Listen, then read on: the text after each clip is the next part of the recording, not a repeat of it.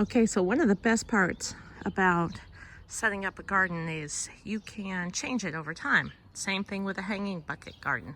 So initially we started with all of the plants close up to the top of the trellis for the most part, growing from the bottom, and they're doing pretty well so far.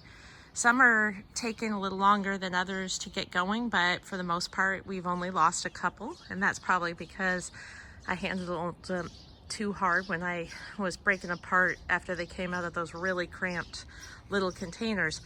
One of the things we did notice that was some of the plants didn't seem to be growing, like the pepper plants didn't seem to be growing as fast as we had hoped they would. So we thought we would try putting a couple of pepper plants actually in a bucket, still hanging, but and off the ground so snails can't get to it, and see if it grows better this way or upside down. So we're kind of doing an experiment with that, which is interesting for me.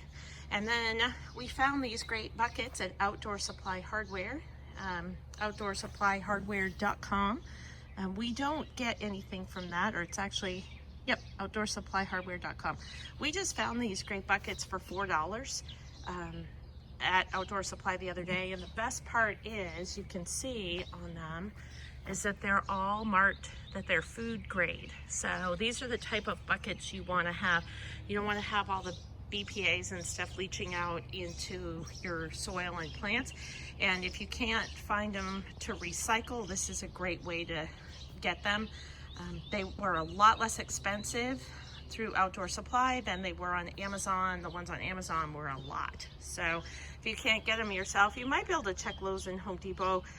When I looked at the buckets, they don't say that they're food grade, so I just don't use them. So now that I know Outdoor Supply has them, that's where I'll be getting them. And then what we decided to do was we're going to try a couple things, because with the buckets all hanging up high, we had lots of room in between, and some of the plants will not grow as tall or as long and hang down.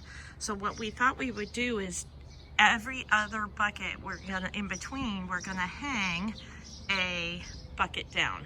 And the great thing about this, as far as like, this one's a tomato plant, this one is a Cherokee purple, so different types. Instead of having to put up ropes and stuff to hold it in the garden and things, the hanging ropes itself will act as the trellis. So this will be able to wrap around through the different lines that are holding up the buckets and things like that for all the different plants. So anything that's vining, we can actually have it supported by the ropes that hold the buckets. And again, off the ground so that they don't get chewed up. And this one was sitting for just a little while on the table over here in the garden, my garden table, and you can see where it got kind of chewed up. So by putting it into the buckets and getting them off the ground, we're hoping that, again, the snails can't get to them and stuff. And we can also, by doing this, and we have several more, we're gonna hang hooks all along here. We have to get some more buckets and a little more garden soil, or not garden soil, sorry, potting soil. Make sure you get the right stuff.